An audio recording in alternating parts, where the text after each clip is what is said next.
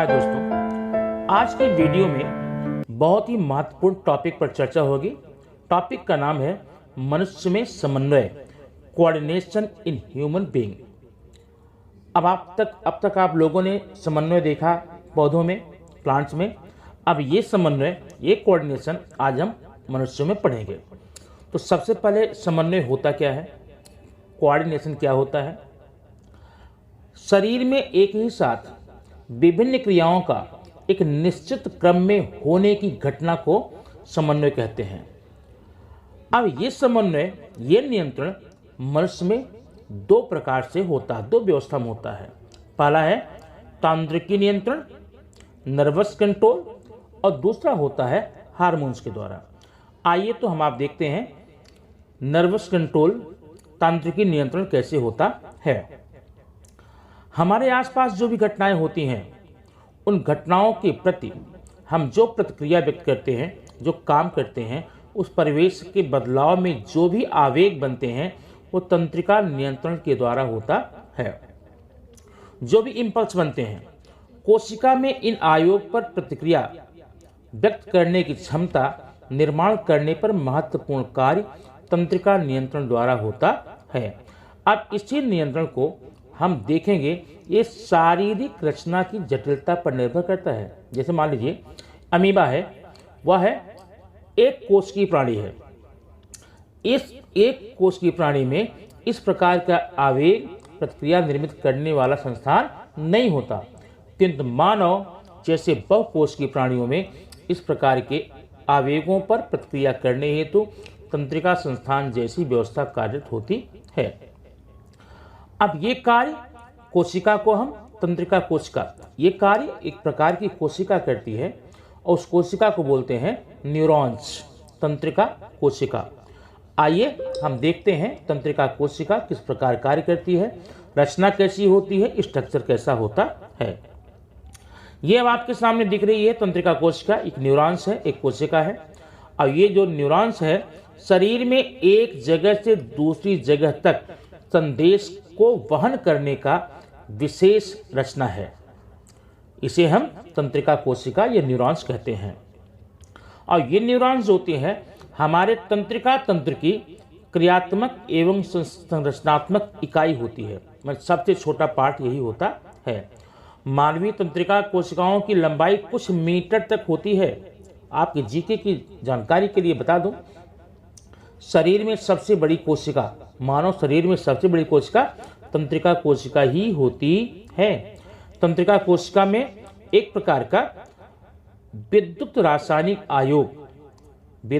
रासायनिक आवेग का निर्माण होता है, इलेक्ट्रोकेमिकल इंपल्स का निर्माण होता है और उसका वहन करने की क्षमता भी होती है। तंत्रिका कोशिकाओं को आधार देना, उसके कार्य में मदद करने के लिए कोशिकाओं को तंत्रिका श्लेष माने न्यूरोजिला कहते हैं। तंत्रिका कोशिकाएं और तंत्रिका न्यूरोजिला मिला करके तंत्रिका का निर्माण करती हैं। अब इस तंत्रिका में होता क्या है, अपने परिवेश की संपूर्ण जानकारी तंत्रिका कोशिका के विशिष्ट पूर्ण अंगों द्वारा ग्रहण की जाती है। इसमें एक खास अंग होता है, उसी के द्वारा सारे मैसेज रिसीव किए जाते हैं, एडॉप्ट किए जाते हैं।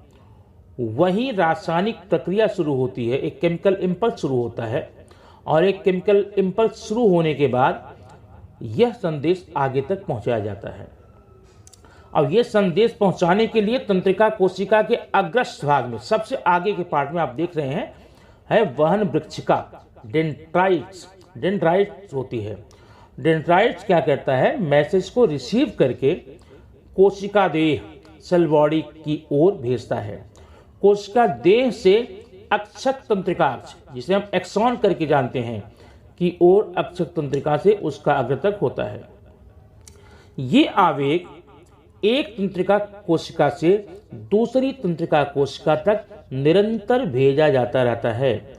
लेकिन ध्यान रखना, इस हेतु पहले अक्षक तंत्रिकाक्ष के अग्र पर पहुंचा हुआ विद्युत आवेग कोशिका को कुछ रसायन स्रावित करने के लिए उद्दोलित करता है, स्टिमुलेट करता है। ये रसायन दो तंत्रिका कोशिकाओं के बीच होने वाले एक अति सूक्ष्म दरार होती है, उस दरार को हम संपर्क स्थान कहते हैं, साइनेप्सी कहते हैं। अब इन दो तंत्रिका कोशिकाओं के बीच में जो संक्षिप्त स्थान आप देख रहे हैं, उसमें एक इम्पल्स, एक आवेग बनता है। आवेग के द्वारा मैसेज एक कोशिका से दूसरी कोशिका तक चला जाता है और यह मैसेज धीरे धीरे आगे बढ़ते हुए मांसपेशियों या ग्रंथियों तक पहुंचाए जाते रहते हैं।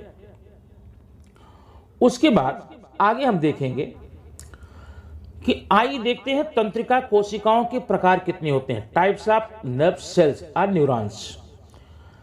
There are 3 types of neurons on basis of their function. तंत्रिका कोशिकाओं के कार्य के आधार पर न्यूरॉन्स के 3 प्रकार होते हैं। पहला है संवेदी तंत्रिका कोशिका, सेंसरी न्यूरॉन्स। ये क्या करते हैं? संवेदी तंत्रिका कोशिकाएं आवेग का संवहन ज्ञानेंद्रियों से, मतलब मांसपेशियों से, मसल से मेरुरज्ज और मस्तिष्क की तरफ करती है। माने जो इनसाइड मैसेज होता है, बाहर से जो मैसेज तंत्रिका कोशिकाओं के द्वारा लेकर के मस्तिष्क या मेरुरज्ज तक पहुंचाए जाते हैं, उन कोशिकाओं को हम कहते हैं सेंसरी न्यूरॉन्स। दूसरी कोशिका है प्रेरक तंत्रिका कोशिकाएं, मोटर न्यूरॉन्स। इनका काम क्या होता है? Just opposite. प्रेरक तंत्रिका कोशिकाएं इम्पल्स को ड्राइव करती हैं। कहां से? ब्रेन से मांसपेशियों की तरफ या हमारे ज्ञानेंद्रियों की तरफ करती हैं। और तीसरा प्रकार है सहयोगी तंत्रिका कोशिकाएं, एसोसिएशन न्यूरॉन्स। ये सहसंबंध बनाती हैं, दोनों कोशिकाओं के बीच में कार्य करने में ये सपोर्ट करती हैं, कोऑर्डिनेट करती हैं। तो अब तक आप लोग देख लिया कि तंत्रिका कोशिका की रचना कैसी होती है और तंत्रिका कोशिकाओं के कितने प्रकार होते हैं, और ये प्रकार उनके कार्यों पर निर्भर करते हैं। आइए अब हम देखते हैं मानवीय तंत्रिका तंत्र कितने भागों में विभक्त किया गया है। The human nervous system. दोस्तों, यह अपनी रचना के आधार पर 3 भागों में बांटा गया है। पहला मध्यवर्ती तंत्रिका तंत्र, मध्यवर्ती तंत्रिका तंत्र, सेंट्रल नर्वस सिस्टम, जिसे हम शॉर्ट में CNS कहते हैं, CNS। दूसरा है परिधीय तंत्रिका तंत्र, जिसे हम पेरिफेरल नर्वस सिस्टम कहते हैं। थर्ड है स्वयं निर्देशित तंत्रिका तंत्र, ऑटोनॉमिक नर्वस सिस्टम, स्वयं चालित बोलते हैं इसको। अब आइए हम सबसे पहले देखते हैं। पहला प्रकार है मध्यवर्ती तंत्रिका तंत्र। सबसे मुख्य और इंपॉर्टेंट बात है, आप ध्यान रखिए, हमारे केंद्रीय तंत्रिका तंत्र में 2 भाग होते हैं, 2 चीजों से मिलकर बना होता है। एक है मस्तिष्क और मेरुरज्जु। हमारा CNS ब्रेन और स्पाइनल कॉर्ड से मिलकर बना होता है। अब मस्तिष्क होता कैसा है? मस्तिष्क की रचना बहुत ही मृदु होती है, लेकिन जितना मृदु होती है उतना ही यह विकसित होती है। मस्तिष्क तंत्रिका संस्थान का सबसे प्रमुख नियंत्रक होता है, सबसे ज्यादा नियंत्रण यही करता है, और यह एक प्रकार के कठोर आवरण से घिरा होता है। उस आवरण को क्या बोलते हैं? खोपड़ी। खोपड़ी के अंदर यह सुरक्षित रहता है। और मेरुरज्जु क्या होता है? स्पाइनल कॉर्ड क्या होता है? स्पाइनल कॉर्ड को कशेरुदंड या रीढ़ की हड्डी, वर्टिब्रल कॉलम से संरक्षण मिलता है। केंद्रीय तंत्रिका के अस्थि और मृदु ऊतकों के बीच की खोखली जगह में यह सुरक्षित रहता है, प्रोटेक्टेड रहता है। मस्तिष्क के विभिन्न भागों की गुहाओं को मस्तिष्क विवर या मेनिंज कहते हैं, जबकि मेरुरज्जु की लंबी गुहा को केंद्रीय वाहिनी, सेंट्रल कैनल कहते हैं। जो मस्तिष्क विवर होता है, मेनिंजेस होते हैं, वो केंद्रीय वाहिनी और मस्तिष्क से घिरे हुए अंतरिक्ष में प्रमस्तिष्क मेरुद्रव, सेरिब्रो स्पाइनल फ्लूइड होता है। यह द्रव केंद्रीय तंत्रिका तंत्र को पोषक द्रव्यों की आपूर्ति करता है और बाहरी आघातों से सुरक्षित रखने का काम करता है। आगे देखेंगे आप मस्तिष्क के, आप इस आकृति को देख सकते हैं। एक यह मस्तिष्क कुल मिलाकर के 3 भागों से बना हुआ है। ऊपर के भाग को बोलते हैं मस्तिष्क वलय। अब पहले हम मस्तिष्क के बारे में बड़ी ही रोचक जानकारियां इकट्ठी कर लेते हैं। वो जानकारियां क्या क्या हैं, आपको बहुत काम आने वाली हैं, ध्यान सुनेंगे। एक वयस्क मानव मस्तिष्क का भार लगभग 1300 से 1400 ग्राम तक होता है, मतलब 1.3 केजी से 1.4 केजी तक। और लगभग इसमें 100 खरब बिलियन ट्रिलियन तंत्रिकाओं से मिलकर बना होता है। अपने मस्तिष्क का जो बायां भाग होता है शरीर के दाएं भाग को कंट्रोल करता है और दायां भाग बाएं को अल्टरनेट होता है। इसके अतिरिक्त मस्तिष्क का बायां भाग हमारे वार्तालाप, लेखन, कार्य, तर्क संगत विचार का नियंत्रण करता है और दायां भाग हमारी कला क्षमता पर नियंत्रण करता है। अब आइए देखते हैं इस मस्तिष्क के कौन कौन से पार्ट हैं, कौन कौन हिस्से हैं। सबसे पहला भाग है जो सबसे बड़ा होता है और व्यापक होता है, उसे बोलते हैं प्रमस्तिष्क, सेरिब्रम। यह मस्तिष्क का सबसे बड़ा भाग होता है और आपको जानकर हैरानी होगी ये पूरे मस्तिष्क का 2/3 भाग होता है, माने 2/3 भाग जो है सेरिब्रम होता है। और ये सेरिब्रम 2 अर्धगोलों हेमिस्फेयर से बना हुआ होता है। इसी कारण इसको हम बड़ा मस्तिष्क भी कहते हैं। प्रमस्तिष्क की बाह्य सतह अत्यधिक मुड़े हुए अनियमित घेरों से युक्त होती है, रोएदार होती है, जिनमें संवलन या लपेट कहते हैं, विवर कहते हैं। इसके कारण प्रमस्तिष्क के पृष्ठभाग का क्षेत्र बढ़ जाता है और तंत्रिका कोशिकाओं को पर्याप्त जगह मिल जाती है। हमारे मस्तिष्क का दूसरा भाग है, उसे बोलते हैं अनुमस्तिष्क, सेरिबेलम। सेरिबेलम क्या होता है? यह मस्तिष्क का छोटा सा भाग होता है।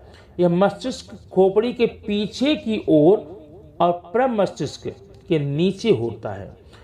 इसका पृष्ठभाग घेरों के बदले शीर्ष और गर्त के रूप में होता है।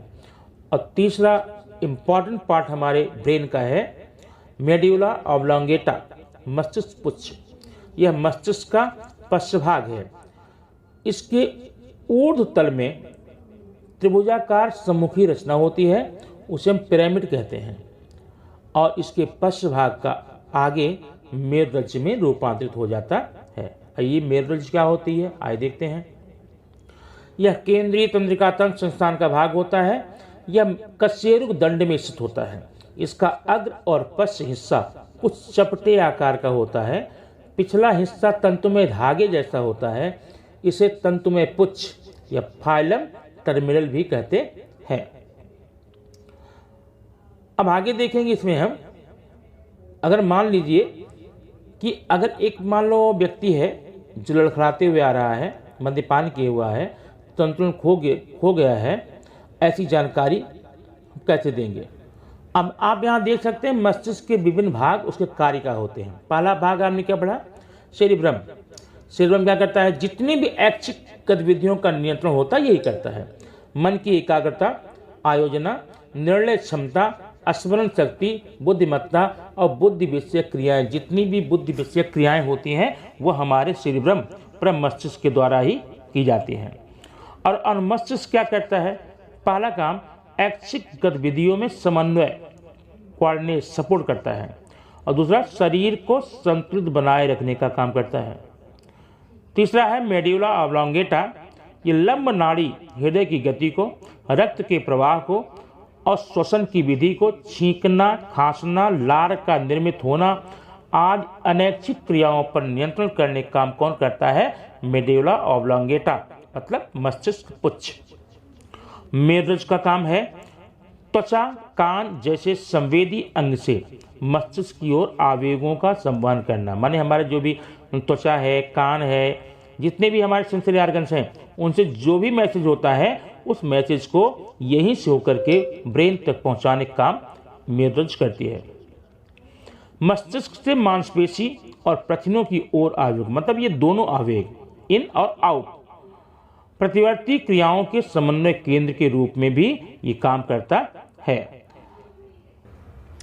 हमारे शरीर में मस्तिष्क तंत्रिका की 31 जोड़ियां 31 पेयर्स होती हैं, जबकि मस्तिष्क तंत्रिकाओं की 12 जोड़ी होती है। मस्तिष्क तंत्रिकाओं की 12 जोड़ी और मेरु तंत्रिका की 31 पेयर्स होते हैं। अब आइए देखते हैं लास्ट पार्ट का है स्वयं शासित तंत्रिका, ऑटोनॉमिक नर्वस सिस्टम। हृदय, फेफड़ा, उदर या अनैच्छिक कोशिकाओं पर नियंत्रण करने वाले कार्य यही कहते हैं स्वयं शासित। अपनी इच्छा द्वारा ये हम कुछ नहीं कर सकते। अब प्रतिवर्ती क्रिया क्या होती है? अपने आसपास की घटना पर अनैच्छिक रूप से क्षण मात्र में दी हुई प्रतिक्रिया को प्रतिवर्ती क्रिया कहते हैं, रिफ्लेक्शन एक्शन कहते हैं। जैसे एकाएक किसी क्रिया के खिलाफ प्रतिक्रिया व्यक्त करना। अभी आप जा रहे हैं एक रास्ते में, अपने मगर मुद्रा में जा रहे हैं, एकाएक आपके सामने सांप पड़ जाए या शेर दिख जाए जिससे आप डर जाए, उसके प्रति आप दो क्रिया कर सकते हैं, या तो फाइट या तो फियर। फाइट या फियर। इस की हुई अचानक क्रिया को हम क्या बोलते हैं? Reflection action. यह कृतियां जो होती हैं पर्यावरण के उद्दीपनों पर दी हुई प्रतिक्रिया है। ऐसी परिस्थिति में मस्तिष्क के बिना भी नियंत्रण और समन्वय उचित रूप से बनाए रखा जाता है। मतलब इसमें मस्तिष्क कोई हिस्सा नहीं लेता है। तो अभी आपने देखा तंत्रिका तंत्र के द्वारा नियंत्रण कैसे करें। आगे रासायनिक नियंत्रण के लिए नेक्स्ट वीडियो में आपको लेकर आ रहा हूं। आप अगर पहली बार चैनल पर आए हैं तो सब्सक्राइब करना न भूलें, और हाँ, अधिक से अधिक शेयर करें ताकि ज़्यादा से ज़्यादा बच्चे, आपके दोस्त इसका लाभ उठा सकें। Thank you very much. See you soon bye the next video.